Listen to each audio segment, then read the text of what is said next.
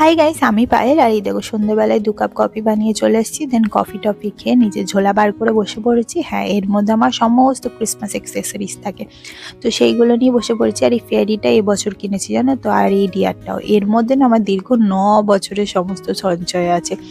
আর তারপরে দেখো এই ক্রিসমাস ট্রিটাকে অ্যাসেম্বল করে নিলাম আর কি, একদম ট্রি শেপ দিয়ে দিলাম। তারপরে এবার এলো সাজানোর পালা। তো আমি সাজাচ্ছি দেখে মামাম কি করে পিছনে থাকে বলো তো, উনিও চলে এলেন সাজাতে। তো একের পর এক যেটা হাতের সামনে আসছিল সেটাই লাগিয়ে দিচ্ছিল। তারপর মামাম সাজাতে সাজাতে পাপা এ দেখো আমাদের জন্য নিয়ে এলো সিঙ্গারা, আর ইনি তো দাঁড়িয়ে দাঁড়িয়েই খেতে লাগলেন।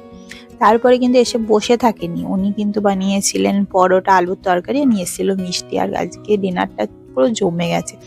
আর এটা যে কত ভালো হয়েছে সেটা তোমরা একজনের রিভিউ দেখেই বুঝতে পারবে। ওই দেখো ও বসে বসে খাচ্ছে, ও কিন্তু আলু তরকারি পাইনি, পরোটা খেয়েই রিভিউ দিই। আর এনাকে দেখো নিজের মুখে নিজের প্রশংসা কি করবে, তাও বলছে ভালো হয়েছে। সো চলো মায়ের সাথে আগের দিন কি কি কিনেছি একটু দেখিয়ে দিই। তো নিয়েছিলাম এই গ্লাস বটলটা, নিচে একটা কভারও আছে, এটা নিয়েছে 99 রুপিস। তারপরে নিয়েছিলাম এই কোমটা, আমার আগের কোমটা ভেঙে গেছিলো সেই জন্য এটাও 99 নিয়েছিল, কোয়ালিটিটা কিন্তু বেশ ভালো। আর এই দেখো এই টেডিটা নিয়েছিল মাম্মাম, এটা নিয়েছিল 400। সো চলো আজকে ভিডিও এইটুকু, দেখাবে তোমার সাথে নেক্সট একটা ইন্টারেস্টিং ব্লগে। ততক্ষণের জন্য সাবস্ক্রাইব করতে ভুলো না কিন্তু। টাটা।